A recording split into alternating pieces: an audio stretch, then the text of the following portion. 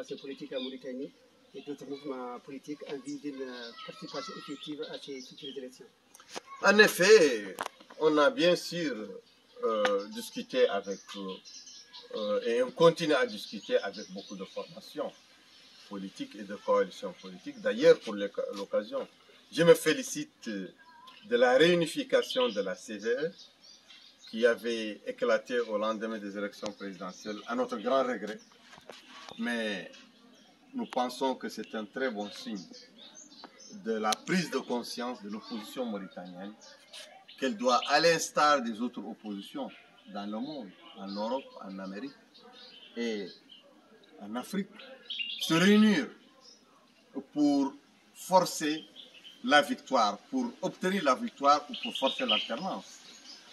Nous savons tous qu'en Amérique libre, à chaque personne de faire son parti politique, mais toutes les ambitions politiques, à travers les partis ou autres, se conjuguent à la veille d'élections présidentielles dans le cadre de primaires présidentielles, les primaires des États-Unis que vous savez. Et ces primaires, toujours, tous les opposants, ou même les gens du pouvoir, rivalisent pour avoir la primauté des partis d'opposition. Mais c'est un seul candidat qui est coopté dans le cadre du primaire à travers ses performances électorales, ses performances, ses probabilités d'élection. Et les mêmes primaires sont faites dans une autre, la plus vieille démocratie du monde, la démocratie de Grande-Bretagne. Ce sont les primaires qui sont mises en avant pour permettre de coopter le candidat le plus fort. Ici, en France, la gauche se réunit pour les élections législatives parce qu'elle a expérimenté le drame qu'a occasionné sa division pendant les élections présidentielles contre Macron. Venant d'autres pays,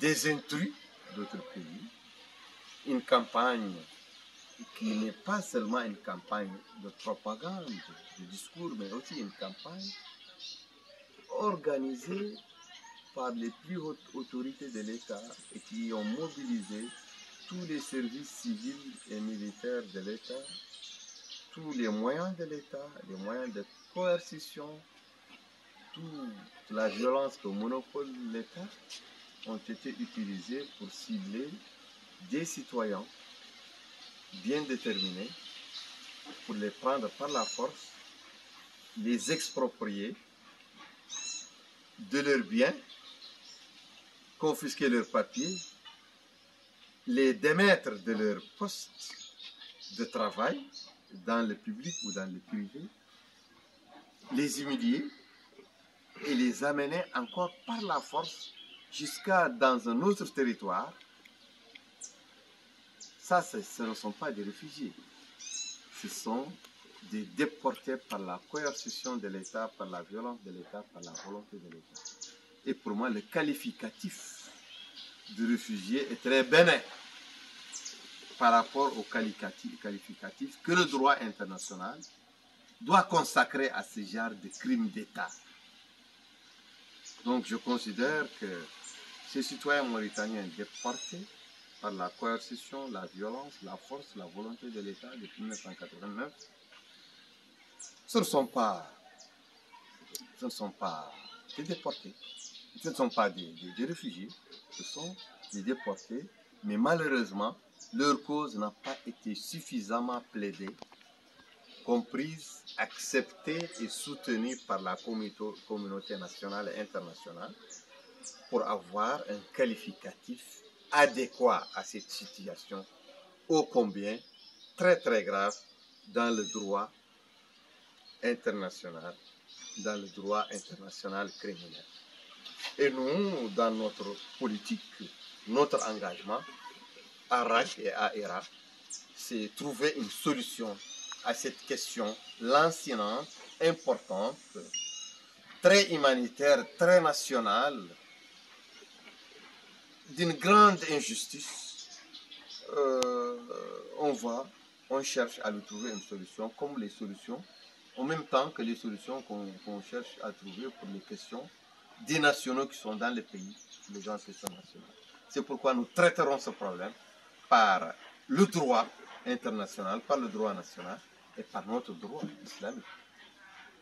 Président, vous êtes au militant des droits de l'homme et député en Mauritanie. Que comptez-vous faire pour régler cette question à chaque fois à la veille de la fête de la défense de la Mauritanie? Des populations sont malmenées parce qu'ils veulent se souvenir du mémorial, sinon du drame de Dinaou.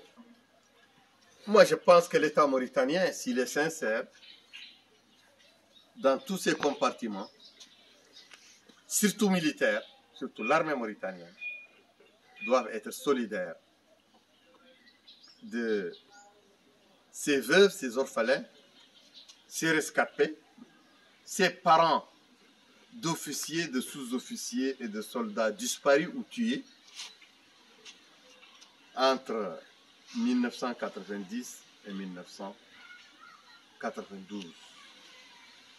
Je pense que la Mauritanie ne pourra jamais se remettre sur ses pieds tant qu'elle n'a pas résolu ce problème par la transparence, par la justice, par la vérité, par la justice transitionnelle qui est adéquate à ce genre de situation, comme ont fait les Marocains ou les Sud-Africains, par la mémorialisation et la réparation. Et nous comptons engager l'État mauritanien, une fois au pouvoir, de manière solennelle, publique et globale, dans le règlement de cette plaie béante et saignante de la Mauritanie tout entière. Donc nous œuvrerons à